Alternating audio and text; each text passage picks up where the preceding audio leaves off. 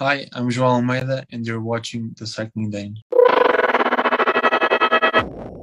Hello everyone and welcome to another video here on the Cycling Dane Extra channel. Today we're looking at Strade Bianche. The white roads of Strade Bianche in Tuscany is one of the premier cycling events of the year, with great battles and the biggest names often on the start line, and with recent winners including cyclocross world champions, Tour de France winners, and even last year the Olympic mountain bike champion. So in today's video we're going to look at 5 of the biggest favorites for the race in 2024. First on the list is none other than Matej Mohoric, who finished 6th place last year in the race and has been showing very good form in 2024, even getting a superb win after an impressive riding display on the second stage of the Tour of Valenciana. It's no secret that the Slovenian star is targeting Paris-Roubaix this year, and he didn't do too well at Omloop by results measure, but he did say he had great legs in the race and he made a few mistakes in positioning. So maybe the gravel world champion will be stronger at Strade Bianche given the terrain and less focus on the position battles on narrow roads like we have in the couple races in Belgium. And with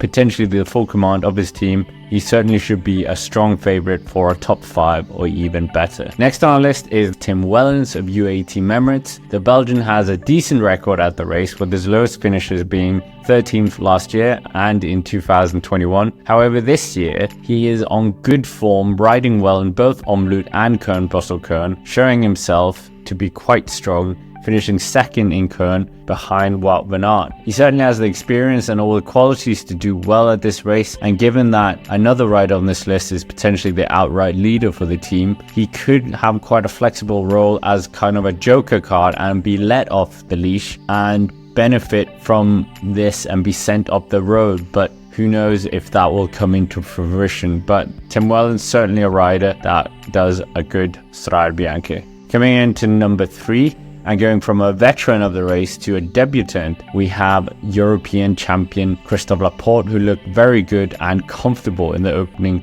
weekend of the Cobblestone Classics, finishing 4th in Kuurne-Brussels-Kuurne and 5th in Omloop, with his teammates winning both those races and him being very much in a marking role. Laporte has truly transformed to an all-conquering rider since he joined Jumbo-Visma, which is now Visma Lease Bike, and the rugged terrain of the race with that punchy finish into Siena could really suit a rider like Christophe Laporte, and he does really like the more hardier conditions. This Strade Bianche will be his first, as mentioned. However, the form he's been showing and the confidence he has means that there's no reason why this French rider cannot be towards the top step of the podium by the time we come to Siena. On top of that, Visma Lease Bike also have a strong rider in Attila Valter, who did very well last year, and this team could orchestrate another one-day classics win already of 2024. Before we go into the second rider on the list, here are some honorable mentions. Firstly, the Soudal Quickstep team, a variety of riders, including the neo-pro Paul Magnier, who's already been looking very fantastic, taking wins already,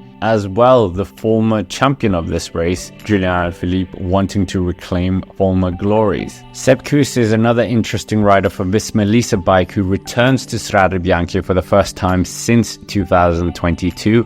And obviously he has a background in mountain biking and will also be looking to do very well at the Tour de France this year, so this will be good preparation. And rest on the laurels that other Grand Tour winners have done well in the past, so there's no reason why the American rider can't do so as well. We also have Alberto Bettiol, who has a very good relationship with this race and seems destined to win it one time, but not sure if the home rider will have the energy or the power to do so this time around. Romain Grégoire made a name for himself last year. As only 20 years old, he managed to finish 8th, and this year, only 21 years old, he has had a very strong start to the season, so could potentially be in the mix for a top result. But now coming into number 2, it is last year's winner of Tom Pidcock, the Olympic mountain bike champion, showed incredible flair on the bike with fast descending and keeping a very cool head, making the decisive move and winning the race ultimately. Pidcock has had a good start to the season with a 6th place overall at the Vuelta al Garve, even capping it off by finishing 3rd on the final stage. And in Omloop Het Nieuwsblad, he was in the mix for most of the race, being in that decisive breakaway that was ultimately brought back. But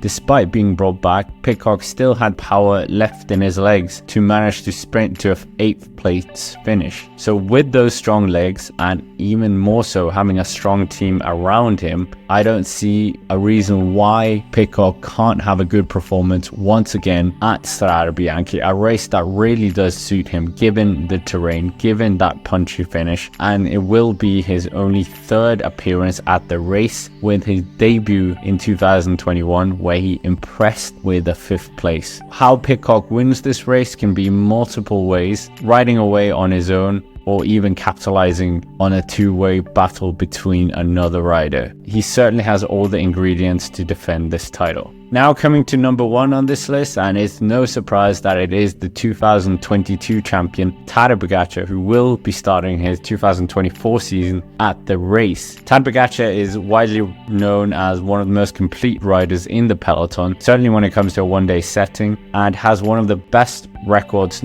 not just of a GC rider, but also all riders in terms of one-day races. Gravel will be present at both the Giro d'Italia and the Tour de France this year, both of which he is attending. So a return to Strade Bianche could be a very good preparation for these races. However, Strade Bianche's gravel is a lot more vigorous and rough than what we're going to see at the two Grand Tours, sadly. Last year, Tadej Pogačar decided not to go to Strade Bianche, unfortunately, but he did have notable wins in a lot of other one-day races, including the Tour of Flanders, where he managed to unseat Mathieu van der Poel quite spectacularly, Amstel Gold, Flèche Wallonne, and Il Lombardia for the 3rd time. And those races just show how accomplished he is and how rounded out he is as a one-day rider. His supporting cast are strong as well, with, as mentioned, Tim Wellens, Doma Novak, and in-form Mark Hirschi, coupled with a young cast of Isaac Del Toro, Filippo Baroncini, and Jan Christian, all looking to support their team superstar. It's hard to say where his form is, as we don't have any early indications of Tadej Pogačar's form, and winning on start in Strade Bianche is very rare, but it certainly can be done. If anyone was to do it, it would be Tadej Pogačar. But how does he win it? Does he go for an all-out break? Does he wait with a few other riders in a group of a select move? The possibilities are endless, but it looks like Pogačar is the odds-on favorite. That's basically it for this video. Make sure to hit the like button if you haven't already, subscribe to the channel here on the Cycling Dane Extra, and look out for our preview show that's coming out tomorrow as well, where we really go into the depth of the race. But with that, thank you very much for watching, and of course, as always, I will see you around.